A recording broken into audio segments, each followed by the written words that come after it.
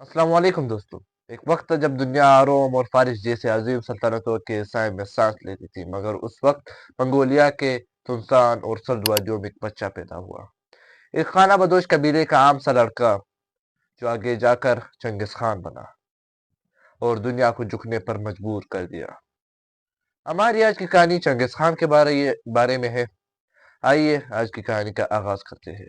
1162 میں تیموجن نامی ایک بچہ پیدا ہوا، ایک معمولی خانہ بدوش قبائلی خاندان میں جو موسموں کے رحم و کرم پر زندگی گزارتی تھی۔ اس کا باپ یسوگائے ایک طاقتور سردار کی حیثیت سے بہت دشمن بنائے۔ جب تیموجن صرف 9 برس کا تھا، اس کے باپ کو دشمنوں نے زہر دے کر مار دیا۔ قیادت سے محروم اس کے قبیلے نے یسوگائے کے خاندان سے منہ موڑ لیا اور تیموجن، اس کے بہن بھائی اور اس کی ماں کو قبیلے سے نکال دیا گیا۔ سردی، بھوک اور خطرات کے اس بڑے میدان میں ان کا ایک ہی سہارا ان کا حوصلہ اور ایک دوسرے پر یقین تھا۔ تیموجن نے کم عمری میں ہی شکار کرنا، چوروں سے بچنا، دشمنوں سے اپنی جان بچانا سیکھ لیا تھا۔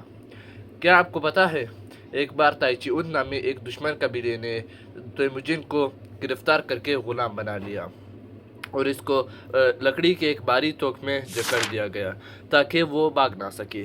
دن رات نگرانی کی جاتی، مگر تیموجن کے ارادے اتنے ہی مضبوط نے جتنے زنجیریں۔ کئی دن اس نے اس توک کے ساتھ گزارے، لیکن اس نے ہمت نہ ہاری۔ ایک رات جب سب محافظ سو گئے، اس نے خاموشی سے اپنے توک سمیت بھاگنے کی کوشش کی اور وہ کامیاب ہو گیا۔ کچھ ہی فاصلے پر اس کو ایک خاندان کا خیمہ دکھا اور اس نے جا کر اس سے مدد مانگ لی۔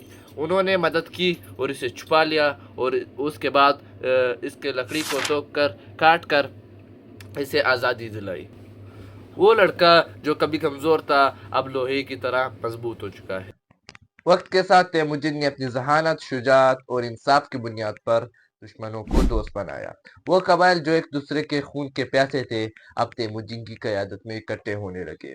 تیموجن نے نہ صرف اپنی جنگی صلاحیتوں کے بنیاد پر لوگوں کا دل جیتا، بلکہ ایک انصاف کرنے والے اور وعدہ نبھانے والے کے لیڈر کی حیثیت سے تمام منگول قبائل میں مقبولیت حاصل کی۔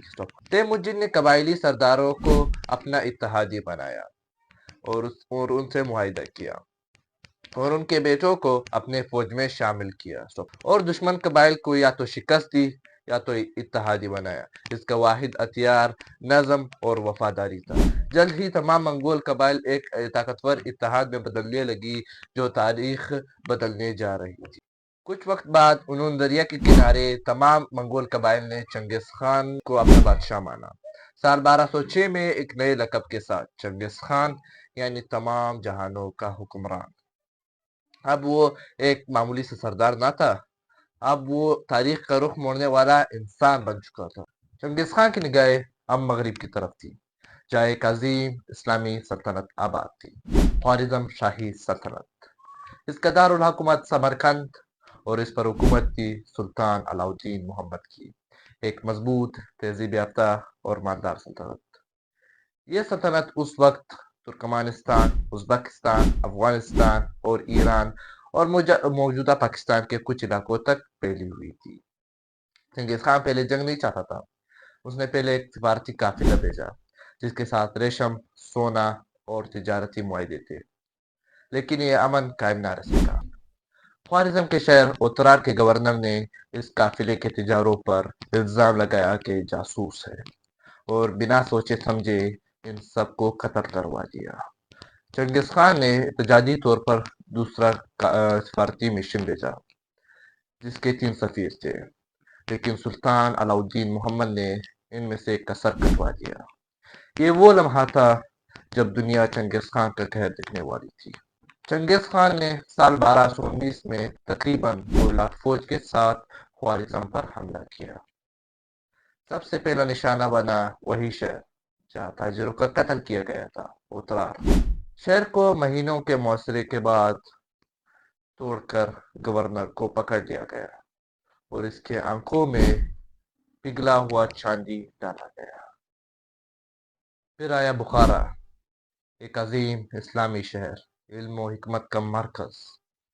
چنگیز خان شہر میں داخل ہو گیا مسجدوں کو استبل بنایا گیا۔ چنگیز خان نے خود منبر پر چڑھ کر کہا، اگر تم لوگ اللہ کے حکم سے دور ہو گئے ہو تو میں اس کا عذاب بن کر آیا ہوں۔